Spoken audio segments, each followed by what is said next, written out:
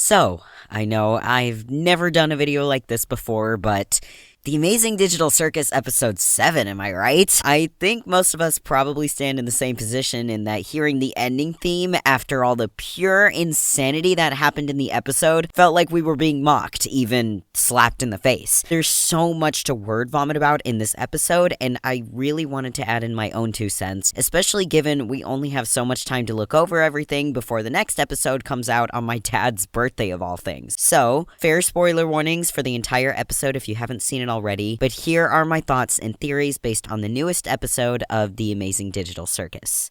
The episode starts with the members of the circus locating Zubul, who'd been in hiding, in another attempt to avoid Kane. I'm sure most people have caught this by now, but the rest of the gang actually makes note of how they haven't been able to find Kane either, despite also anxiously awaiting an adventure from him. Knowing what we know now, I think it's a good idea to assume that he was taking some extra time to plan his next very special adventure that inevitably takes place during the episode, and essentially, sending the gang off to the beach was probably just an excuse to get them off his back for a little bit while he finished up the final touches. Of course, Jax is keeping his distance from everyone, but at this point, I kind of wonder how present he is mentally in the episode. Zubul draws a Jax face on a watermelon for Gangle to smash, and while it's probably more likely he's just ignoring it because he's so aloof at this point, part of me wonders if Jax even sees what's happening in front of him. Not only because he's a bit of a distance away, but also because he may have fully disassociated by now and might not even be seeing what's happening right in front of his very eyes. So Zubul goes out of her way to reach out to Jax here, and I just want to give some credit where credit's due. She still continues antagonizing him for the rest of the episode, but it's made pretty clear that she acts more with the intent of being just than necessarily biased. As much as she's expressed her own problems, and more so with Jax's irritation, she's actually mature enough to always be looking out for other people in the circus. First with Gangle, of course, but then she reaches out to Jax here. I think she just kind of feels a level of discontent within herself when the people around her are being bothered, meaning that she has a strong sense of moral empathy. I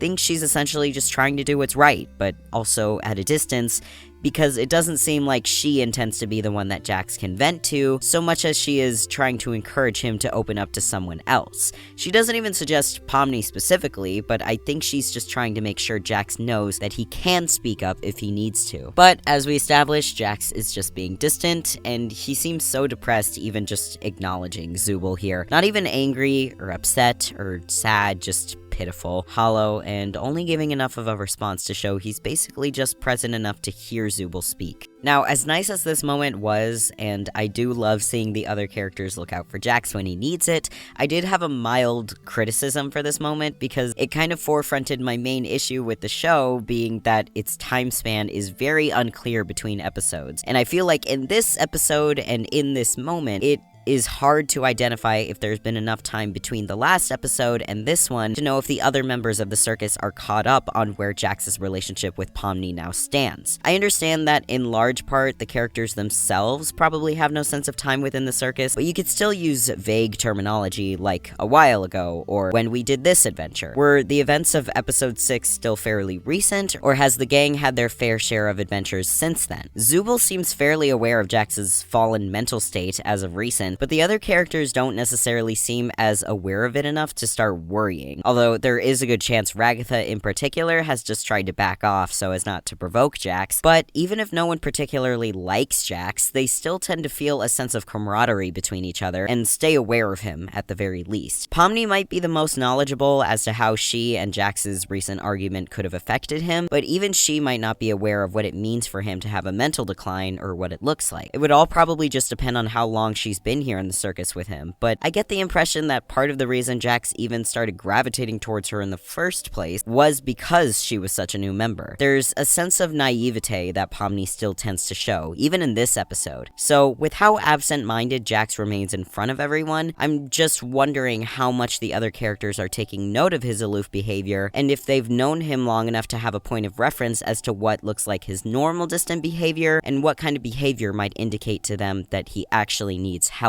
What's more, we then have the scene where Jax leaves the gang to go shut himself off in his room and lay wide-eyed on his bed, with Pomni possibly being the only one who bothered to take note of where he was going, as much as Zubul was probably aware that he left at this point. We see that Jax is laying down next to a wall of photographs, which I have to wonder, Have they always been flipped over like that? My mindset has kind of been that Jax has never been in the best place, but the recent events with Pomni have hit him hard enough that his mental state has recently slowly begun to decline into an entirely new low for him. One that either he hasn't faced since Ribbit's time, or one that's even worse because his relationship with Pomni reminds him of Ribbit, and giving the world a second chance only to have it bite him in the back has broken his spirit from ever trying to open up again. I'm just wondering if the photos have always been like that, or if Jax's fight with Pomni pushed him so much that he couldn't even face the images that served as reminders of his past friendships, and that's what made him flip them over. Then, Jax started abstracting, and during my first watch,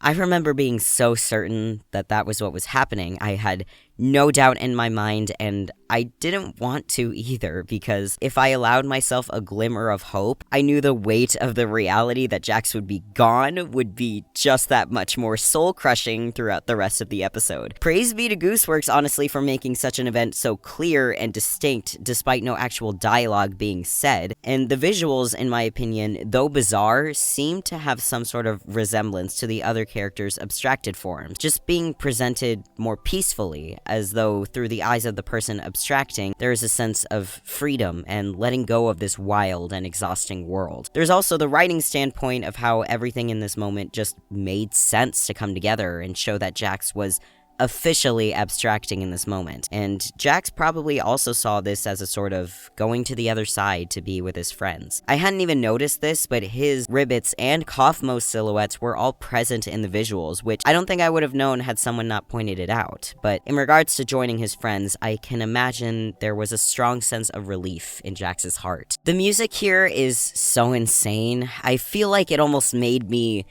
uncomfortable. It feels too comedic in a sense, given the honest severity of what's actually happening in this moment. It could be something that you might hear out of like an older cartoon, maybe even something resembling Looney Tunes. It's playful, as though this is a completely unserious moment, but it's also light enough to be calming. It's as though even the circus itself wouldn't take death or abstracting seriously when someone finally reaches that point. It makes me think of Bo Burnham, a man who famously makes very serious commentary under the guise of a comical song, specifically his song How the World Works. Within the circus, this is just flat, outright how it is, and if it's going to be that way, why worry? It'd be like that sometimes. I almost feel like this portrays the circus as being so unserious it doesn't even care when it loses someone, and given how lacking in perception Kane is to other people's emotions because he's just pure AI, yeah, that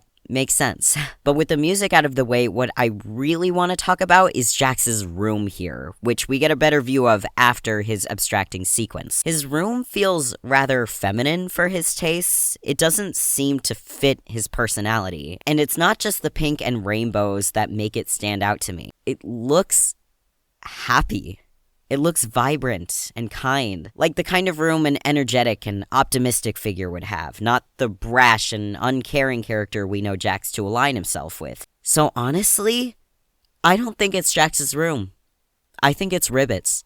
Just think about it. We don't know a lot about Ribbit, but I imagine it's not unrealistic to believe that they may have had a sort of infectious positive energy if even Jax found himself drawn to Ribbit as a friend. But also, who's to say that the portraits over each of the characters' rooms couldn't be swapped? And for that matter, we've seen that Jax has a key to what's probably most of the rooms within the circus. There's a good chance he had the key to Ribbit's room as well and switched it out with his, as well as the portraits on the doors. It's Danganronpa logic. What's more, I wouldn't be surprised if Jax locked the door to his old room so that no one could enter and he could bury himself more in his own secrets. If no one can get in his old room, they can't learn about him on a personal level, and he can, honestly, quite literally, continue to shut people out. I also developed a working theory working on this video that Kane was probably banking on one of the circus members to press the red button at the end so that Kane wouldn't have to come up with an explanation as to why the blue button hadn't worked. worked, as well as the fact that Kane simply may have felt left out had the gang members chosen to abandon him. While I certainly don't believe that he would force any of the circus members to make that choice, he was definitely planting those seeds of doubt from the start. And I say this because even though Pomni manages to snap Jax out of his stupor when he's abstracting, he's currently still in a very vulnerable position where he could be easy to manipulate into being the one to do the job for Kane. Of course, while Pomni had a more legitimate reason to knock on Jax's door,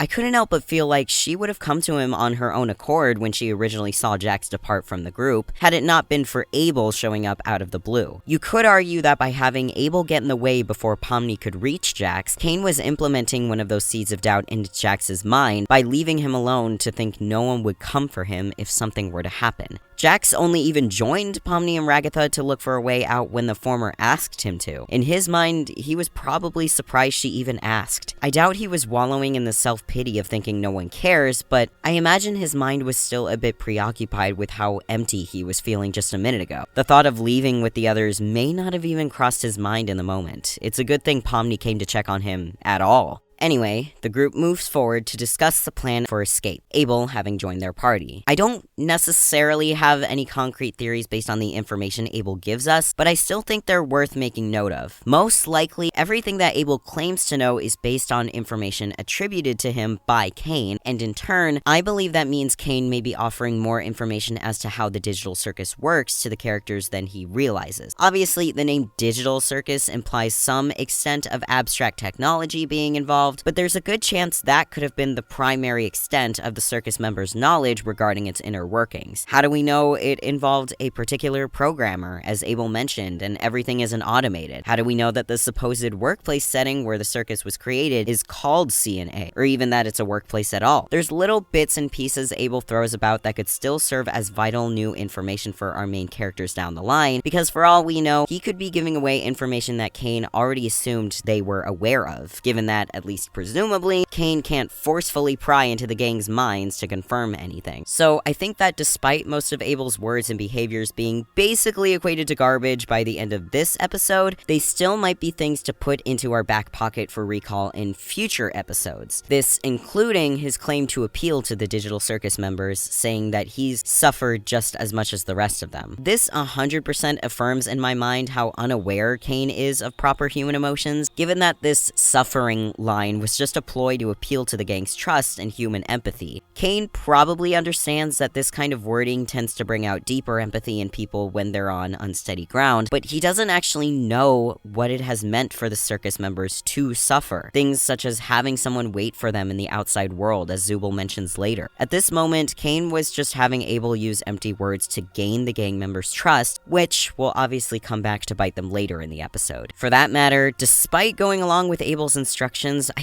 think it was pretty clear that by this point, Jax still didn't trust him. But when I was watching the episode, my mindset was always, what have you got to lose? You may as well. I think, similarly, Jax ends up acting more out of obligation here than desire. If there's no risk, he may as well try to help the others within the circus, even if he's essentially denied having any proper relationship with any of them. But I think he still feels some semblance of obligation towards Pomni, if no one else, given that there's probably still lingering feelings from when they were getting along. Even if their fight has shaken them, their relationship doesn't seem to be in a state past repair just yet. So he may just be holding on to what little they have by favoring Pomni's desires, possibly more than the others. But while Jax is having a side quest handling Kane, I want to point out a few things Ragatha makes note of when she and Pomni are headed to the administrator's office with Abel. I wasn't entirely sure how aware the other circus members would be of Kinger's alternative behavior when he's in the dark compared to when he's in the light, but at the very least, I feel like we got confirmation that Ragatha at least knows. Although I feel like part of the reason Zubul and Gangle didn't try to coax Kinger out of his fort later on when they were explaining the plan could have also been in part to keep Kinger content,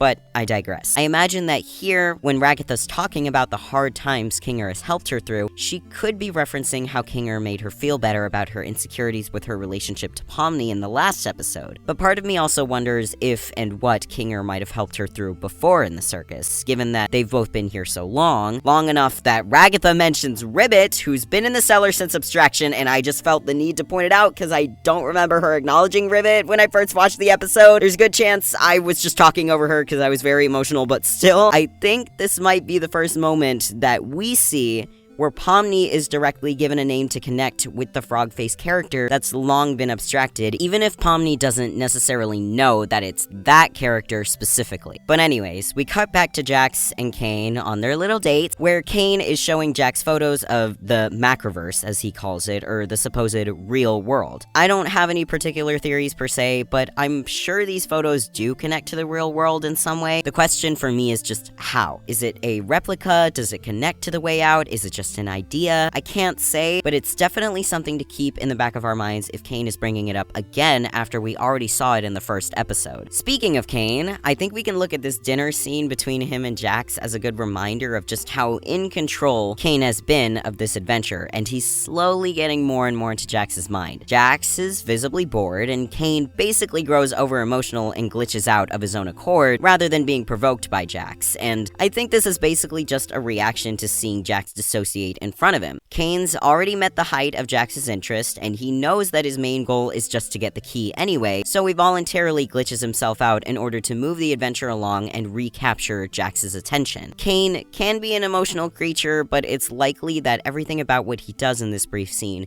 is fully intentional. When Jax returns, Zubul is kind of quick to grow accusational, being that she doesn't necessarily trust him enough to be sure that he carried out the plan correctly. This causes a brief tiff between them that riles up the rest of the gang a little, but I think the real reason Jax is particularly offended by Zubul's words is that he's secretly already at the point where he's beginning to believe Abel and what he's doing. Maybe it's just because there was actually a key that Jax was able to obtain through Kane's mouth, so it proves some mild legitimacy, but I say this to draw attention to when Jax refers to Abel as Mr. Obvious Twist Villain here, because I think he's just saying it to deflect Zubul's negative attention away from him and onto someone else, because he's actually bothered by Zubul's words. Similarly, I think when he's being passive in taking the administrator's pass from Pomni a few minutes later, it's not directly because what Zubul said has irked him so much that he's taking a bit of his aggression out on Pomni, so much as the fact that he's feeling a bit exposed and vulnerable in this moment. This is because of what Zubul said to him, but it's also because he's starting to choose to believe in someone, to trust someone, being Abel, and it makes him feel uncomfortable, both trusting Abel and trusting the possibility of being able to finally leave. Showing others that their words bothered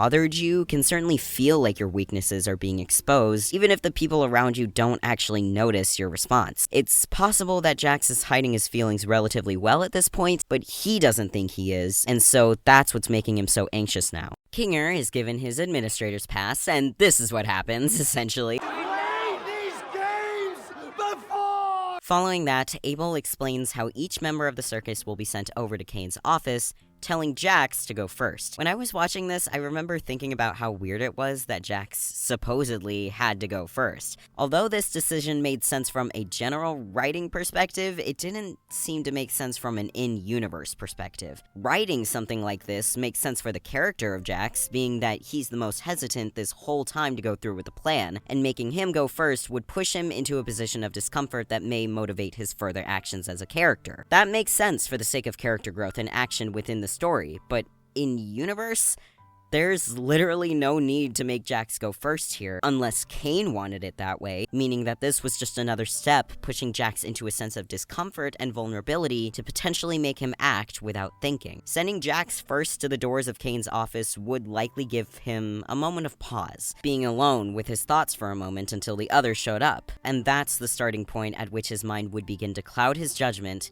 into believing that Jax couldn't leave. Pomni's parting line with Abel after the rest of the gang is sent off was probably meant to be our last and primary giveaway that Abel wasn't a real person at all. She simply offers to buy him a beer, which very likely cannot be understood by an AI like Kane, who has no real-life human experience or interaction, including something that would just be seen as a friendly, casual gesture, such as sharing a drink. An excuse to talk and spend some time together rather than go on some grand adventure in order to have a good time. Not everything needs to be an exciting or stimulating event in order to be enjoyable. Heck, the gang members have taken the time before to just sit at a bar and talk, but this wasn't something Kane had originally thought of. It was an idea from the suggestion box they'd had. This is ultimately why Abel, unable to calculate a response, just reiterates, make the right choice. He wasn't even being cryptic, just sticking to the script because he couldn't even be sure as to what Pomni meant. Now, I can't say I'm necessarily much of a music guy, because I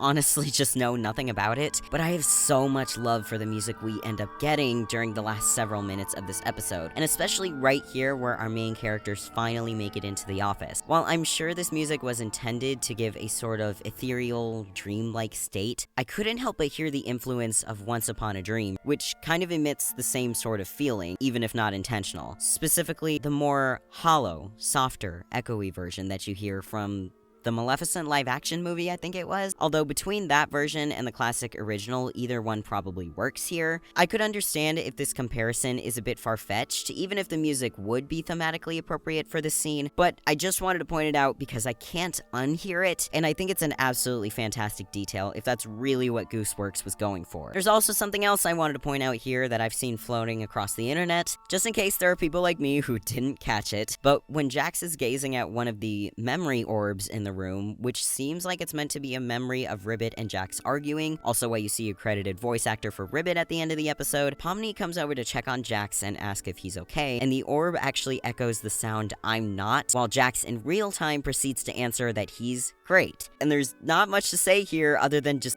that is so freaking good. Gooseworks stabbed me so neatly in the heart with this little detail, and then again, seconds later, when Pomni is reaching her hand out to Jax and he denies it. When I was working on this video, it kind of just got me thinking about how such a small gesture as to accept her hand could have actually saved Jax from his ultimate act at the end of the episode. We've had a lot more media lately showing representation of panic attacks that can result from experiences of extreme anxiety. Inside Out 2 and Puss in Boots: The Last Wish are what comes to mind, and with that comes the concept of grounding. And while I'm not saying what happens to Jax in this moment is that he's having a panic attack specifically, simply because that just may not be the intended representation, or hyperventilating and extreme stress are not always exclusive indicators of panic attacks. I just think that some kind of grounding technique would have helped Jax's mental state in this moment, i.e., taking Pomni's hand. From my understanding, grounding is meant to create a sort of calming, physical experience to pull the person who needs it out from the internal webs of their mind and acknowledge the physical event happening in front of them, which can in turn help to calm them down. While holding Pomni's hand may not have been enough to fully bring Jax back to reality as he begins to grow extremely tense, it certainly may have been enough to keep his mind from wandering too far away. Pomni may have been able to notice something weird about his grip, or he could have used her hand as a reassurance that someone was supporting him while he was still going through a stressful event internally. So many regrets in such a small thing as refusing to hold someone's hand and trust them. Honestly, thinking about those what ifs actually just makes the reality of what happens hurt that much more. Now, I'm not sure where the theories surrounding Jax committing a hit and run on a little kid, or even more specifically against Gangle, came from, but I just don't think there's any indicator that the circus members knew each other in any way prior to arriving to the circus, nor do I think that the circumstances of Jax's real world that caused him to panic were something so extreme. What I think is it doesn't matter. Just taking in the dark, shaky visions that Jax is seeing in his moments of distress should be enough to justify why he wouldn't want to go back to the real world. Even if that's not how the real world actually looked, it was how he saw it. And I think that's enough to communicate to us that for whatever reason, though he wants to go back, he can't. What you desire and what you are capable of don't always fall in line with each other. My theory, if you're wondering honestly, is that he was just homeless, but like I said, I think the emotional distress his real life in the real world caused him was much more vital to acknowledge in this moment than actually understand why he felt the way he did. I also just want to point out the music again for a brief moment. I love horror tracks, or even tracks where the music just sounds up in a way. Melodies that develop a minor key as they slow down and fade out, or songs that have outright screaming like any sort of rock song. And to me, the strings here are what sounds so up and create that massive tension portraying the insides of Jax's mind. I love when media finds a way through its own cinematic elements to portray the mentality of its characters in the moment. It's so good. And side note, if you're interested in better understanding what I mean by that and need a media reference, WandaVision is a perfect example of this, so I'd highly recommend watching if you haven't already. That whole show is basically Wanda's mental deterioration being externalized and made physical, and it's done so well. And of course, Jax runs past everyone in his panic, and we all know what happens next.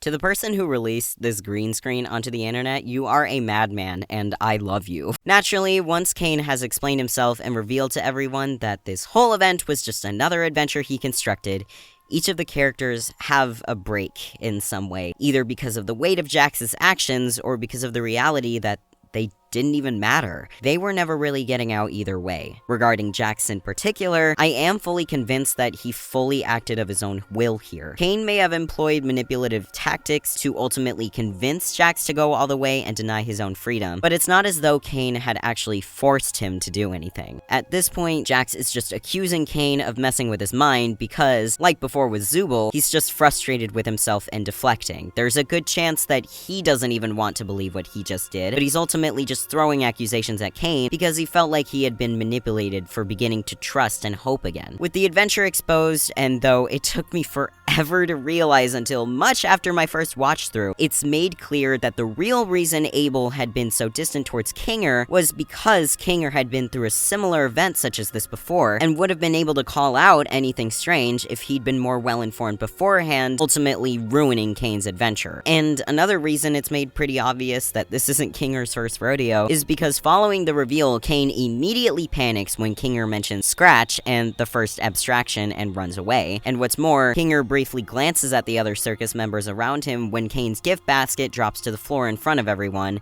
as if to check if they're okay rather than worrying about himself, because this isn't unfamiliar territory to him. But then, everybody's face drops, and we, the viewers, are left to listen to this torturously upbeat music play while our jaws are still on the floor. It's as though we ourselves are left to wonder if we even learned anything from this episode. I say, let's take Pomni's perspective here. Optimistic, even if potentially naive. I do hope we get some explanation as to Kinger's prior knowledge on what happened with the first abstraction, and I still want to know more about Jax and what was running through his mind at the point of the aftermath of the episode. He's shown time and time again that he'll immediately deflect and become defensive when his true feelings are exposed. So, was an apology or an explanation of any sort even on his mind after these events? Did he just go back to Ribbit's room, still disguised as his, to resume wallowing in his own pointless existence? And do Kinger or Ragatha have any answers as to Jax's past with Ribbit or even Kaufmo? I honestly have faith that Jax won't be abstracting, or if he does, it won't be so immediately after they've all lost their freedom like this. I think, if anything, his near abstraction experience was just a warning sign of sorts, but now Pomni may try to check up on him more. I appreciate that she doesn't necessarily see it as her responsibility to continuously go out of her way to check on him. After all, that can be a burdensome task, and when Ragatha has tried to do it, it seems like it just pushes him away from people that much more. But I love Pomni for even trying, even if it can come across as naive. I think after such a heavy hitter, she's going to be the only one to keep him grounded going forward. And while her role wasn't necessarily as prominent in this episode, I also wonder what was running through Zubul's mind in the end. She was the one who was the most adamant about leaving without any hesitation, but she also tends to be more forgiving than the rest of the cast members, even if Jax is the kind of person that might take her some more convincing. I was with her the whole time that there was no need to hesitate in pressing the button, so there's even a chance she could be mad at Pomni, especially if Pomni keeps trying to look out for the jerk who ruined everything. I really just think we need a heart-to-heart of sorts between the three of them all together, or if we could at least find a way for Jax and Pomni to reconcile in some way so that Jax can be in a better place mentally. I think I can recover from the wounds this episode has inflicted on me. That said, even if Gooseworks is an unreliable narrator, she said the cast cried reading one of the upcoming episodes, so I am scared. But I would love to hear what you guys think on my theories for episode 7, especially on Jax's room actually being Ribbit's. I threw the theory around between a couple of my friends before making this video because I couldn't get it out of my head, and I really think there's something there. So feel free to throw in your 2 cents because I need to know if I'm crazy. Anyways, thanks for watching this video. I know it's atypical from my normal content, but I'd love to continue making more videos like it in the future because it felt like a good excuse to word vomit while also organizing said vomit into more constructive and organized thoughts. So I hope you enjoyed. Maybe I'll even try to get out a reaction or another analysis video for episode 8 when it's here. But anyways, thank you all again for watching, and I'll see you in the next video.